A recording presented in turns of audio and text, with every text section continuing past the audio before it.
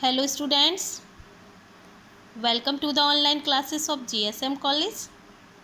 I am Kalpana Tiwari and today's my topic is authorized version of the Bible. The word authorized means scholar, author, intellectual author. बुद्धिमान जो भी authors थे उनके द्वारा authorise किया गया मीन्स उनके द्वारा अधिकृत किया गया, उनको लिखा गया.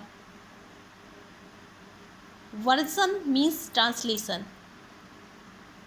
ट्रांसलेट किया गया. जो इंटेलेक्चुअल ऑथर थे, जो लेखक थे इंटेलेक्चुअल, उनके द्वारा इसको ट्रांसलेशन किया गया ऑफ द बाइबल. बाइबल का ट्रांसलेशन किया गया. Bible is a Holi book of Christian. Bible क्या है? एक पवित्र पुस्तक है क्रिश्चियन की, ईसाइयों की.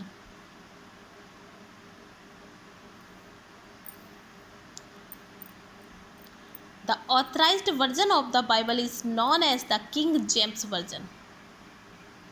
Authorized version of the Bible is also known as the King James Version. Authorized version of the Bible को King James Version के नाम से जानते हैं और King James Bible, इसको King James Bible भी बोलते हैं, इसको King James Version भी बोलते हैं और Authorized Version of the Bible भी बोलते हैं.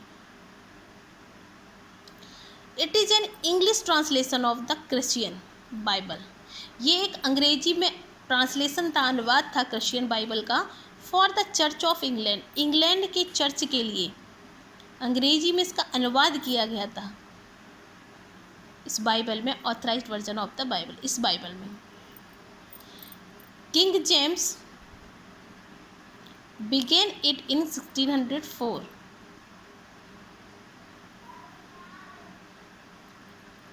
किंग जेम्स ने शुरुआत की थी इट मतलब इसकी बाइबल की इन 1604, 1604 में इसकी शुरुआत की गई थी इसको ट्रांसलेट करने की बाइबल को इंग्लिश में. एंड कंप्लीटेड द ट्रांसलेशन, और ये ट्रांसलेशन जो था वो कंप्लीट हुआ इन 1611 में. 1611 में इसका ट्रांसलेशन कंप्लीट हो गया.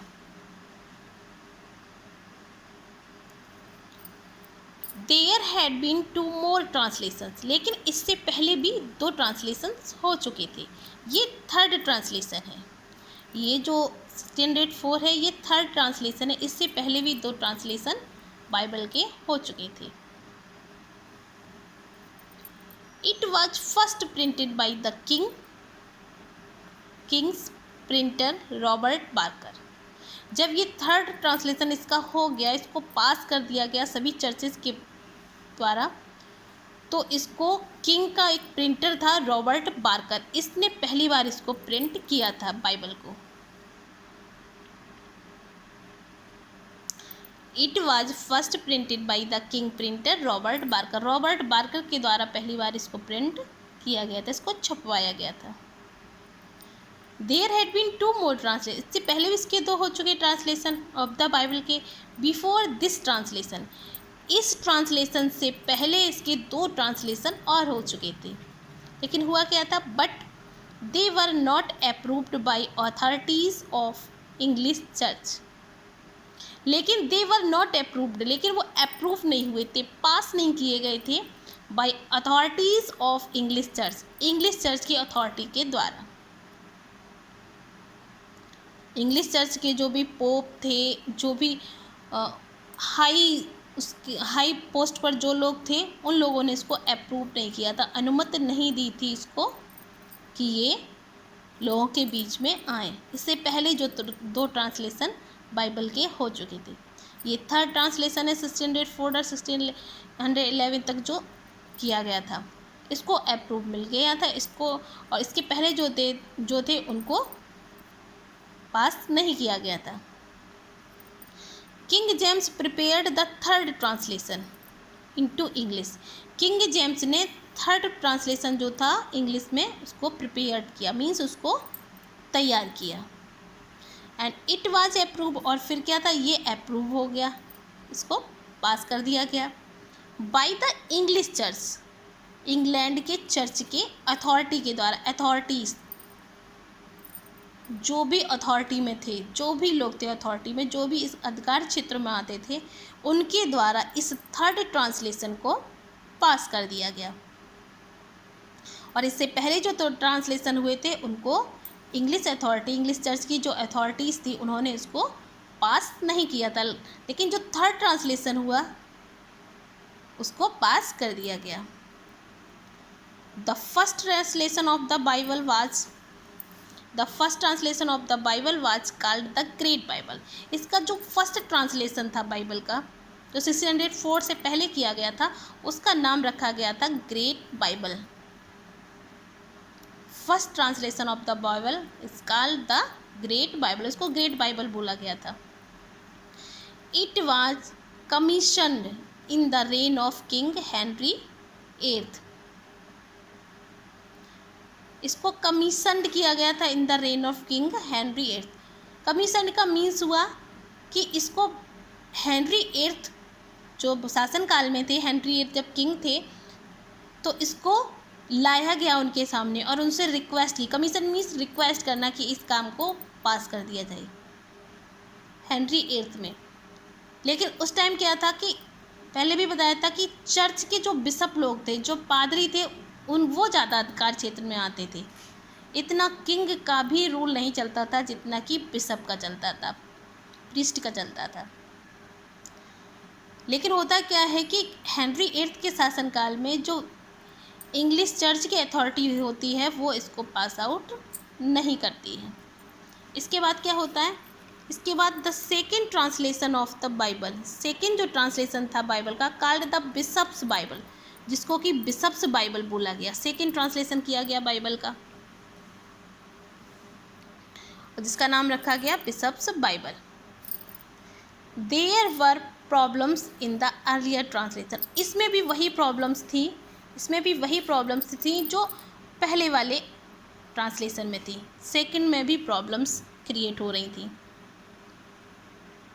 जो फर्स्ट ट्रांसलेशन हुआ था बाइबल का, जो उसमें प्रॉब्लम्स थी, और इसको भी इंग्लैंड की जो चर्च अथॉरिटी थी, इसने सेकंड जो ट्रांसलेशन हुआ था इसको भी पास आउट नहीं किया, इसको भी नहीं पास किया, जिसको कि कहा गया बिशप्स बाइबल, जिसका नाम बिशप्स बाइबल रखा गया था।